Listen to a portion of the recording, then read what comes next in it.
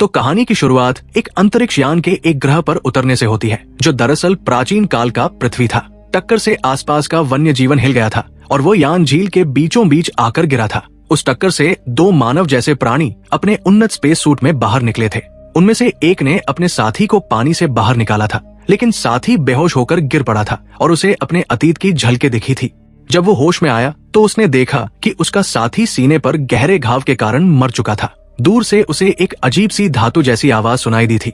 वो एक कंप्यूटर था जो झील में फंसा हुआ था। उस आदमी ने मशीन को बचाया और एक अज्ञात भाषा में ग्रह के बारे में जानकारी मांगी थी।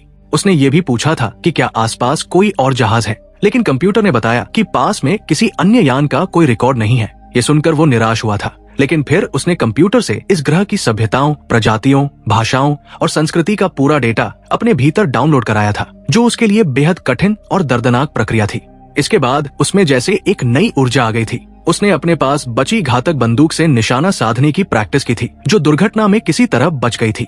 शाम होते होते उसने अपने मरे हुए साथी के लिए कब्र बनाई थी। अब उसका नया मिशन था इस अनजानी और खतरनाक धरती पर जिंदा रहना। वो अपने हथियार के साथ घने जंगलों में निकल पड़ा था। रास्ते में उसे एक मृत व्हेल का शरीर मिला था, जिसके पास ही एक उजड़ा हुआ गांव पड़ा था, जहाँ किसी अमानवीय हमले के निशान थे। तभी उसे महसूस हुआ कि कोई उसे देख रहा है और वो भागने लगा था, लेकिन तभी एक योद्धा ने उसे रोक लिया था और सिर पर प्रहार कर बेहोश कर दिया था। उसकी बंदूक नदी में गिर गई थी। जब वो होश में आया तो पाया कि वो बंधक बनाकर एक वाइकिंग गांव में लाया गया था, जो लकड़ी की दीवारों से घिरा हुआ था। एक विशाल सभा भवन में युवती फ्रेया अपने पिता राजा ह्रोथगार के साथ तलवारबाजी कर रही थी। फ्रेया ने अपने पिता से कहा था कि वो वुल्फ्रिक से शादी नहीं करेगी, जो सिंहासन का दावेदार था। लड़ाई तब खत्म हुई जब राजा की तलवार ने फ्रेया के कंधे को काट दिया था। फिर वो तय करता है कि वह फ्रेया को ठीक करेगा। तभी वुल्फ्रिक वहां आता है, लेकिन उसका अहंकारी और घमंडी व्यवहार फ्रेया को और नाराज कर देता है और वो वहां से चली जाती है। उधर ह्रोथगार और वुल्फ्रिक इस बात पर चर्चा कर रहे थे कि पास के एक गांव को किस तरह तबाह कर दिया गया है। वुल्फ्रिक बताता है कि जांच के दौरान उन्होंने एक अजीब आदमी को पकड़ा है, जो किसी भी ज्ञात गांव का नहीं लगता था। उनका वो बंदी दरअसल वही अंतरिक्ष यात्री था, जिसे सबके सामने लाया गया था। गांव वाले उसके अजीब कपड़ों को देखकर हैरान थे और उसका मजाक उड़ा रहे थे। वुल्फ्रिक उसे पूछताछ के लिए एक झोपड़ी में ले गया था। उसने उस अनजान व्यक्ति से उसका नाम पूछा तो उसने कहा कि उसका नाम काइनन है। काइनन ने झूठ बोला था कि वो उत्तर के एक द्वीप से आया है और यहाँ ड्रैगन का शिकार करने आया है, लेकिन किसी ने उस पर भरोसा नहीं किया था। सभी को लगा था कि वही उस गांव पर हमला करने वाला है। काइनन भागने की कोशिश करता है, लेकिन वाइकिंग्स उसे आसानी से काबू में कर लेते हैं। बाद में वह एक जलती हुई लोहे की छड़ से खुद को छुड़ाने की कोशिश करता है, लेकिन जैसे ही वो सफल होने वाला होता है, फ्रेया वहां आती है, क्योंकि वुल्फ्रिक ने उसे उसकी देखभाल करने को कहा था। शाम होते होते ह्रोथगार वुल्फ्रिक से पूछता है कि उस अजनबी का क्या हुआ, तो वुल्फ्रिक कहता है कि वो किसी भी तरह सहयोग नहीं कर रहा है। तब ह्रोथगार उसे याद दिलाता है कि उन्हें गुनर को ढूंढना होगा, उस गांव के सरदार को जो नष्ट हुआ था, क्योंकि हमला उन्होंने नहीं किया था। ये सुनकर वुल्फ्रिक असमंजस में पड़ जाता है, क्योंकि गुनर ने ही कभी उसके पिता गांव के पुराने राजा को मार डाला था। ह्रोथगार समझाता है कि वो उसकी गलती थी, क्योंकि उसका पिता जल्दबाज और अहंकारी था और वो नहीं चाहता कि वुल्फ्रिक का भी वही अंजाम हो। उधर फ्रेया और काइनन के बीच बातचीत होती है। वो उससे पूछती है कि क्या उसी ने गांव पर हमला किया था, लेकिन काइनन मना कर देता है। इससे पहले कि वो और कुछ कहे, काइनन अपने बंधन तोड़ देता है और फ्रेया व उसके एक रक्षक पर हमला कर देता है। वो रात के अंधेरे में भागने की कोशिश करता है और शायद सफल भी हो जाता, अगर अचानक गांव में अलार्म की आवाज न गूंजती। सब लोग समझते हैं कि गुनर बदला लेने आया है और पूरा वाइकिंग गांव युद्ध की तैयारी में लग जाता है। वाइकिंग योद्धा जब बाहर दौड़कर पहुंचे तो देखकर चौंक गए कि बाहर कोई नहीं था। तभी उन्हें एहसास हुआ कि दुश्मन पहले ही गांव के भीतर घुस चुका है। अचानक एक अज्ञात प्राणी ने हाहाकार मचा दिया था। हर तरफ आग लग चुकी थी, लोग चीख रहे थे और अस्तबल के अंधेरे में एक भयानक टेंटेकल्स वाला जीव छिपा था। काइनन उस दानव का पीछा करने लगता है, लेकिन उसका एक प्रहरी उसके पीछे लग जाता है। कुछ ही देर में वह प्रहरी उस रहस्यमयी राक्षस के पंजों में फंस जाता है। प्राणी उसे घसीटकर लकड़ी की दीवार के किनारे तक ले जाता है। तभी काइनन उस दैत्य को पुकारता है, मॉविन, वही असली ड्रैगन जिसे वो ढूंढ रहा था। लेकिन उससे पहले कि वो उसे रोकने जाए, वाइकिंग्स उसे पकड़ लेते हैं और एक बड़े पत्थर से बांध देते हैं। बंधे हुए काइनन को अचानक अपने अतीत की झलकें दिखती है, कैसे मॉविन ने उसके ग्रह पर हमला किया था, उसकी पूरी जाति को खत्म कर दिया था और कैसे वो अपने लोगों के विनाश पर अब भी पछता रहा था। अगले दिन गांव का एक गरीब बच्चा उसके पास आता है और उसे रोटी का एक टुकड़ा देता है। काइनन उसे शक से देखता है, लेकिन फिर भी रोटी स्वीकार कर लेता है। उसी समय गांव के लोग ये पता लगाने की कोशिश कर रहे थे कि पिछली रात के हमले के पीछे कौन था। वे काइनन को हरौदगार के सामने लाते हैं और उससे पूछते हैं कि वो जिस ड्रैगन का शिकार कर रहा था वो क्या है। काइनन बताता है कि उस दैत्य का नाम मॉर्विन है, वही जीव जिसने उसके लोगों को भी नष्ट किया था। वो समझाता है कि मॉर्विन रोशनी से जीवों को अपनी ओर आकर्षित करता है और फिर उन्हें मार डालता है। काइनन ये भी स्वीकार करता है कि अनजाने में वही मॉर्विन को इस गांव तक ले आया था। ठीक जब उसे फांसी दी जाने वाली होती है, तब हरौदगार बीच में आ जाता है और कहता है कि उसे उसकी कहानी पर पूरी तरह यकीन नहीं है, पर वो उसे मरवाना नहीं चाहता। काइनन समझ जाता है कि अब वाइकिंग्स मॉर्विन का शिकार करने निकलेंगे। वो हरौदगार से विनती करता है कि उसे भी उनके साथ जाने दिया जाए। वाइकिंग्स उसे एक घोड़ा देते हैं और फ्रेया उस पर मुक्का मारती है, उसके पहले हमले का बदला लेते हुए। इसके बाद सब लोग गांव छोड़कर दैत्य की तलाश में निकल पड़ते हैं। रास्ते में एक लोहार बोरामिर काइनन को मीद, शहद की शराब पेश करता है, लेकिन काइनन उसे थूक देता है। हरौदगार उससे बात शुरू करता है और काइनन कहता है कि अगर उन्होंने मॉर्विन को नहीं रोका तो ये गांव भी उसी तरह मिट जाएगा जैसे उसका घर मिटा था। थोड़ी देर बाद वुल्फ्रिक खबर लाता है कि आसपास कई लाशें पड़ी हैं और सुझाव देता है कि उन्हें समूह बनाकर आगे बढ़ना चाहिए, लेकिन काइनन इससे असहमत होता है। उसका मानना है कि सबको साथ रहना चाहिए। फिर भी हरौदगार तय करता है कि वे जोड़ों में बंटकर तलाश करेंगे। जांच के दौरान अचानक एक सिर कटा घोड़े का सिर ऊपर से गिरता है और हरौदगार व बोरामिर के सामने आकर धड़ाम से लगता है। दूसरी ओर एक और जोड़ी को एक गुफा के बाहर जले हुए शव मिलते हैं और कुछ ही क्षणों बाद उन्हें एहसास होता है कि वे किसी बहुत खतरनाक चीज के बिल्कुल पास है।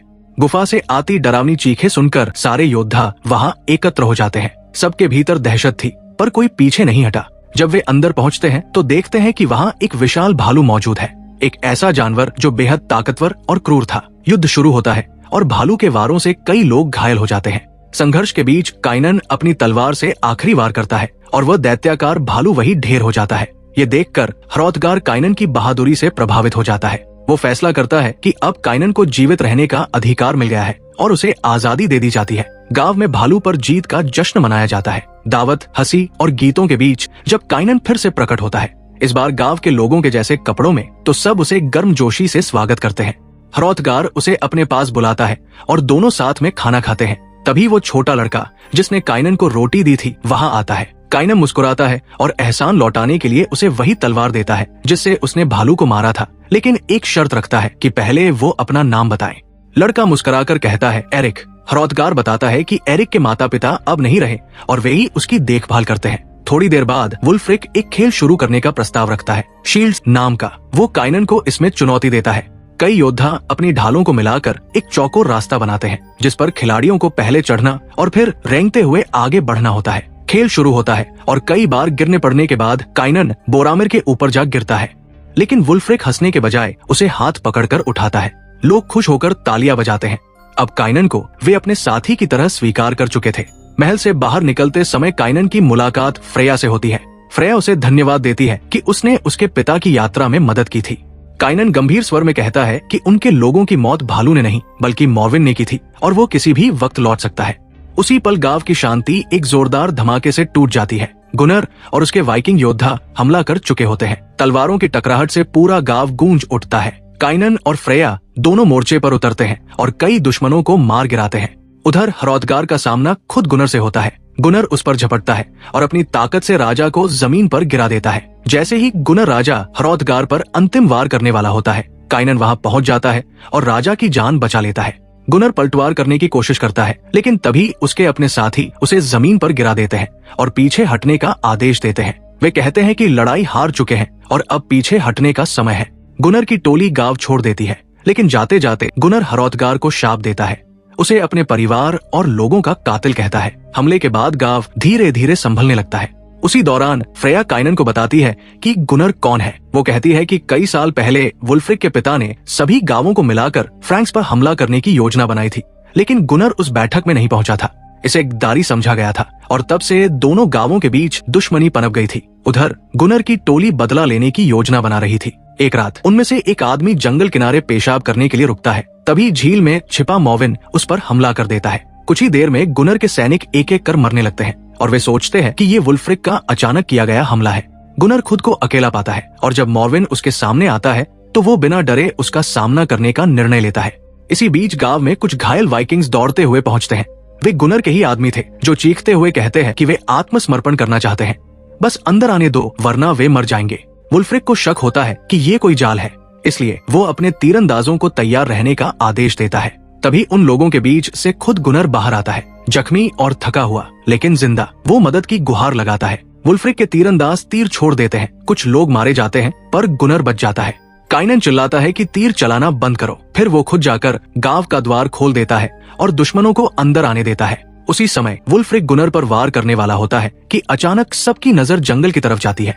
नीली रोशनी का एक झुंड किसी आदमी को पकड़ता है और पल भर में उसे निगल जाता है। रोशनी लाल पड़ जाती है और उसके बीच से वही भयावह मॉर्विन दिखाई देता है जो कुछ ही सेकंड में जंगल की अंधेरी में गायब हो जाता है।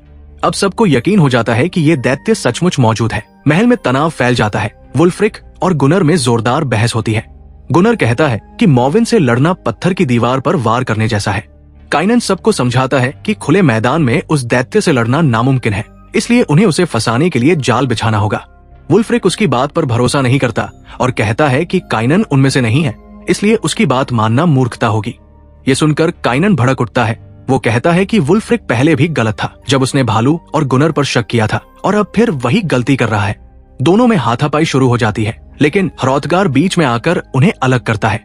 राजा शांत स्वर में कहता है कि इस बार वही होगा जो काइनन कहेगा।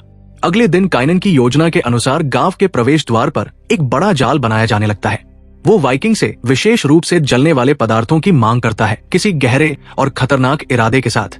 वे कई मीटर गहरी खाई खोदते हैं, जिसे उन्होंने इस तरह छिपाया मानो ये सिर्फ एक साधारण झोपड़ी हो। खाई के भीतर कई खंभे जमीन में गाड़ दिए जाते हैं और पूरा स्थान ज्वलनशील द्रव्य से भर दिया जाता है। जब सब तैयार हो जाता है, ह्रोथगार काइनन को गांव में एक स्थान देने की पेशकश करता है। उसे अपनी टोली में शामिल कर लिया जाता है। इस बीच पिछली रात के एक पीड़ित की आंखें खुलती है। चारों तरफ लाशें बिछी हैं और फिर मॉर्विन उसे तुरंत मार डालता है। फ्रेया की झोपड़ी में वो और काइनन एक कटोरा स्टू साझा करते हैं। यही काइनन के मन का बड़ा राज खुलता है। उसके लोग काइनन सोसाइटी दरअसल दुनियाओं के विजेता है। मॉर्विन के क्षेत्र में पहुंचते ही उन्होंने उसके प्रजातियों को बमों से नष्ट कर दिया था। बाकी बचे मॉर्विन को तबाही के बाद भी पकड़कर जमीन पर नियंत्रण हासिल करने के लिए शिकार किया गया था। ये पता चलता है कि काइनन अंतरिक्ष उपनिवेशक दल का हिस्सा था और मॉर्विन की जाति को नष्ट करने की शक्ति पाने के बदले उसे और उसके परिवार को उस ग्रह पर रहने का अधिकार मिला था। विजय के कुछ समय बाद काइनन को एक नई मिशन पर जाना पड़ा। वही उसे पता चला कि मॉर्विन का एक जीव बच गया था और जहाज की वेंटिलेशन में छिपा हुआ था। वही मॉर्विन जिसने बाकी आबादी को मारा था। काइनन खुद को इसके लिए दोषी ठहराता है, लेकिन फ्रेया कहती है कि वो अपने ऊपर इतना कठोर नहीं होना चाहिए। इसी तरह वो काइनन को अपनी पारिवारिक तलवार देती है ताकि वह और बेहतर लड़ सके। सभी जाल के लिए तैयार हो जाते हैं। गुनर की मदद से योद्धा गांव के द्वार खोलते हैं और वुल्फ्रिक व काइनन बाहर निकलते हैं, उम्मीद करते हुए कि दैत्य दिखाई देगा। कुछ भी स्पष्ट नहीं दिख रहा था और जब समय बीत रहा था, काइनन जंगल में मशाल फेंक देता है। तभी वो महसूस करता है कि मॉर्विन उनके ठीक सामने है। अचानक गांव का पुरोहित वहां प्रकट होता है, दैत्य के चले जाने की प्रार्थना करता है और खुद को लूसीफर का दूत कहता है, पर मॉर्विन तुरंत उसे निर्दयता से मार देता है।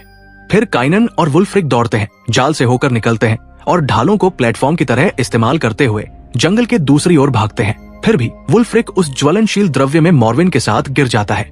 स्थिति और भी भयानक हो जाती है जब योद्धा द्वार बंद कर देते हैं, दोनों को अंदर ही फंसा छोड़ देते हैं। ठीक उसी समय जब तीरंदाज अपनी जलती हुई तीर छोड़ने वाले थे, काइनन वुल्फ्रिक की मदद के लिए आगे आता है और एक बाहरी रास्ते से उसे समय रहते निकाल लेता है ताकि विस्फोट से बचाया जा सके। सभी विस्फोट देखकर हैरान रह जाते हैं, लेकिन इसके तुरंत बाद एक नया और छोटा मॉर्विन उस जगह प्रकट होता है जहां महिलाएं छिपी थी। सबकी सुरक्षा के लिए फ्रेया हमला करने का फैसला करती है। उसके पिता उसकी मदद को आते हैं, लेकिन भयानक जीव के साथ संक्षिप्त संघर्ष में वो खुद असुरक्षित रह जाता है। और जैसे कि ये पर्याप्त नहीं था, पहला मॉर्विन आग से बाहर फिर से दिखाई देता है, पहले से भी ज्यादा क्रोधित। वुल्फ्रिक और काइनन मिलकर हमला करने की कोशिश करते हैं, लेकिन दैत्य के सामने उनकी ताकत कम पड़ जाती है। गुनर मदद करने आता है, लेकिन पहले मॉर्विन के एक झटके में उसका सिर उड़ जाता है और दैत्य फिर जंगल में भाग जाता है। तभी एरिक आता है और काइनन को बताता है कि वहाँ दूसरा मॉर्विन है, जिससे वे फ्रेया की मदद करने दौड़ पड़ते हैं। दुर्भाग्य से उन्हें फ्रेया अपने पिता की निर्जीव देह के पास मिली, जो लड़ाई में मारे गए थे। अगले दिन पूरा गांव डर के कारण खाली कर देता है, किसी नए हमले से बचने के लिए। एरिक काइनन से कहता है कि वो उसके साथ गांव में रहना चाहता है, लेकिन काइनन बताता है कि अब ये जगह सुरक्षित नहीं रही, इसलिए उसे सभी के साथ नाव से निकल जाना चाहिए। काइनन लड़के से वादा करता है कि वे फिर मिलेंगे और फिर विदा लेता है। काइनन वुल्फ्रिक को ढूंढता है, जो परिणाम से इतना निराश है कि अब उसे लगता है कि वो सिंहासन के योग्य नहीं है। काइनन कहता है कि उन्हें दैत्य से मिलकर लड़ना होगा। दोनों एक छोटी टीम जुटाते हैं और सामान्य कुएं में उतरते हैं। ये विचार पागलपन जैसा था, लेकिन मॉर्विन का ठिकाना खोजने का यही एकमात्र तरीका था।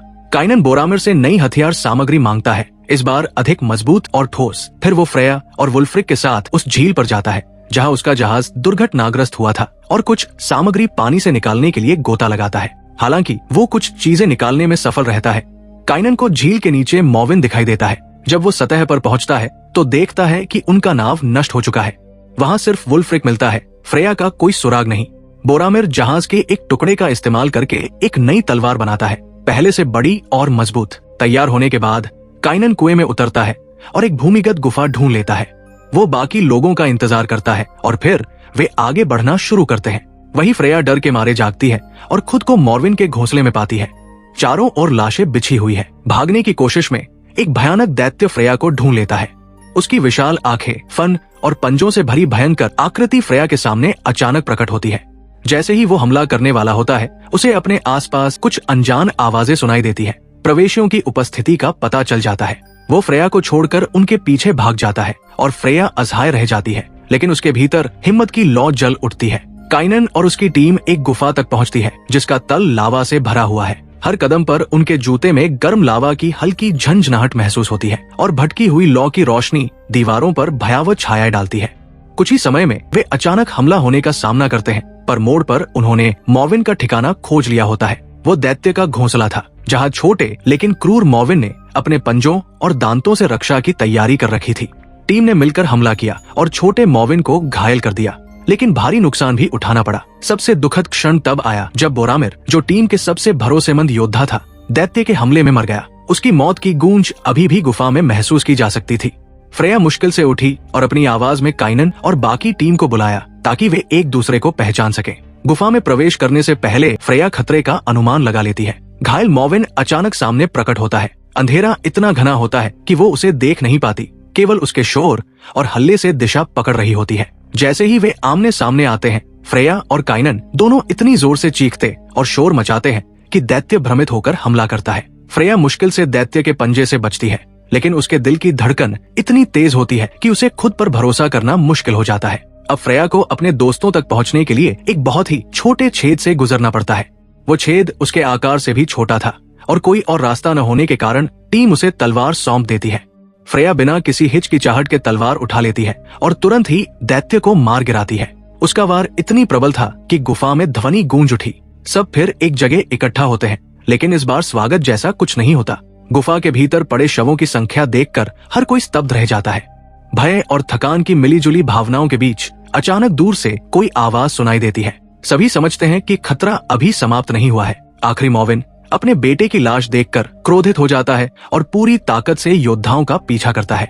टीम एक पर्वत की चट्टान के किनारे पर पहुंचती है जहां नीचे झरना बह रहा होता है। वहां से भागने का कोई आसान रास्ता नहीं होता। दीवारें फिसलन भरी होती है और हर कदम पर संतुलन बनाना मुश्किल होता है। फिर भी उन्होंने हिम्मत नहीं हारी। टीम दीवार पर चढ़ने की कोशिश करती है। हर किसी का हाथ पांव ठोकरों और फिसलनों से खरोंच खाता है। इसी दौरान फ्रेया फिसलकर झरने की ओर गिर जाती है। वो बहती ठंडी हवा और पानी के छींटों के बीच लटकती है और तभी काइनन समय रहते उसे पकड़ लेता है। उसकी बाहों में फ्रेया की धड़कन धीरे होती है, लेकिन दोनों जानते हैं कि खतरा अभी खत्म नहीं हुआ है। उनका संघर्ष अभी भी जारी था। उसी समय वुल्फ्रिक का सामना पुराने और सबसे बड़े मॉर्विन से होता है। स्थिति इतनी भयानक होती है कि वो आखिरी प्रयास में दैत्य के चेहरे को घायल कर देता है। फ्रेया स्थिर रहती है, लेकिन मॉर्विन वुल्फ्रिक के शरीर को काइनन की ओर फेंक देता है, जिससे वो अकेला पड़ जाता है और अब पूरी लड़ाई उसी पर निर्भर हो जाती है। काइनन फिर से गुफा में प्रवेश करता है, अपनी तलवार तैयार रखता है और दैत्य की एक टेंटिकल काटने में सफल हो जाता है। हालांकि उसे सीधे नहीं मारता। खून के निशान का पीछा करते हुए वो अचानक हमला होता है और उसे जमीन पर गिरा दिया जाता है। जैसे ही वो उठता है, उसे अचानक हैरानी होती है और ठीक उसी क्षण दैत्य के पीछे से वार करने वाला होता है कि फ्रेया सामने आकर प्रहार करती है। ये काइनन को सही समय देता है कि वो आगे बढ़ सके, लेकिन दैत्य फिर भी शक्तिशाली होता है और उसे चट्टान के किनारे खींच ले जाता है। वही फ्रेया काइनन को संभाल रही होती है, लेकिन मॉर्विन उसे कसकर पकड़ लेता है। काइनन कई कोशिशों के बाद अपनी तलवार पकड़ लेता है और मॉर्विन के हाथ पर वार करता है, जिससे दैत्य संतुलन खोकर गहरी खाई में गिर जाता है। दोनों फिर वुल्फ्रिक के पास लौटते हैं, जो बुरी तरह घायल है। वो पूछता है कि क्या दैत्य आखिरकार मारा गया है। काइनन और फ्रेया जवाब देते हैं हाँ। वुल्फ्रिक काइनन को वो मेडलियन देने की पेशकश करता है जिससे वो राजा बन सकता था। वो अफसोस जताता है कि उसने काइनन के साथ सही दोस्ती स्थापित नहीं की। काइनन मुस्कुराते हुए उसे सुधारता है, हम दोस्त हैं। और ठीक उसी समय वुल्फ्रिक की आंखें बंद हो जाती है और वह दुनिया से विदा ले लेता है। काइनन और फ्रेया चट्टान पर चढ़कर ऊपर पहुंचते हैं। नीचे दूर से उन्हें एरिक और बाकी गांव वाले नावों में दिखाई देते हैं, जो सुरक्षित रूप से पानी में तैर रहे होते हैं। उस पल की राहत और उत्साह के बीच फ्रेया और काइनन एक पल के लिए एक दूसरे में खो जाते हैं और उनका एक कोमल चुंबन होता है। लेकिन सभी अनुभवों और संघर्षों के बावजूद काइनन फ्रेया से अलविदा कहता है। वो गंभीर स्वर में बताता है कि उसे अभी कुछ और करना है। फ्रेया की आंखों में चिंता और भय झलकता है, क्योंकि वो जानती है कि काइनन शायद कभी लौट न पाए। काइनन सचमुच अपने जहाज के मलबे की ओर वापस जाता है। वहाँ वो अपने भीतर का सबसे बड़ा दर्द सामने लाता है। उसकी पत्नी यात्रा के दौरान स्टेसिस में थी और दुर्घटना के समय उसका कैप्सूल टूट गया था, जिससे उसकी मौत हो गई। ये सच्चाई काइनन के चेहरे पर गहरी उदासी छोड़ जाती है, लेकिन वो अपने मिशन को पूरा करने के लिए मजबूर है। काइनन फ्रेया से विदा लेकर अपने कंप्यूटर की ओर लौटता है। कंप्यूटर एक संकेत भेजता है ताकि उसके साथी उसकी तलाश शुरू कर दे। वो अकेला है, लेकिन उसकी हिम्मत और उद्देश्य अब भी अडिग है, जैसे कि हर कठिनाई और पीड़ा के बाद उसका सफर अभी खत्म नहीं हुआ है। फ्रेया झाड़ियों के पीछे से देखती है कि काइनन अपना कंप्यूटर नष्ट कर देता है। वो अंतिम अवसर भी छोड़ देता है जो उसे घर वापस ले जा सकता था। उसकी आंखों में दृढ़ता और दुख दोनों झलकते हैं, क्योंकि वो जानती है कि काइनन ने अपने लिए सबसे आसान रास्ता छोड़ दिया है और अब उसकी राह केवल नए कर्तव्य और नए घर की ओर है। अंत में फ्रेया सुनाती है कि वुल्फ्रिक और हरोथगार को सम्मान पूर्वक दफनाया गया। उन्हें सबसे उच्च वाइकिंग सम्मान प्राप्त हुए उनके साहस और गरिमा के लिए। काइनन, जो कभी इन लोगों के लिए एक अजनबी था, अब उनके बीच नया राजा बन जाता है। फ्रेया उसकी नई पत्नी बनती है और एरिक, अब उसका गोद लिया हुआ पुत्र, उसके साथ रहता है। फ्रेया कहानी का अंत एक भावनात्मक और प्रेरणादायक नोट पर करती है। वो बताती है कि काइनन ने कितना बड़ा बलिदान दिया। उसे देवताओं ने भेजा था, उसका भाग्य उसे कहीं और बुला रहा था, लेकिन अपने लोगों और नए घर के प्रति अपने कर्तव्य को चुनते हुए काइनन ने वही रहने का निर्णय लिया। उसकी ये इच्छा और बलिदान ही उसके असली साहस और महानता को दर्शाता है। कहानी यही समाप्त होती है। युद्ध, त्रासदी, प्रेम और बलिदान के बीच एक अजनबी ने अपनी दुनिया छोड़कर एक नई दुनिया में जीवन और नेतृत्व का मार्ग प्रशस्त किया। ये कहानी यही खत्म हो जाती है और अद्भुत कहानियां देखने के लिए चैनल से जुड़ जाएं।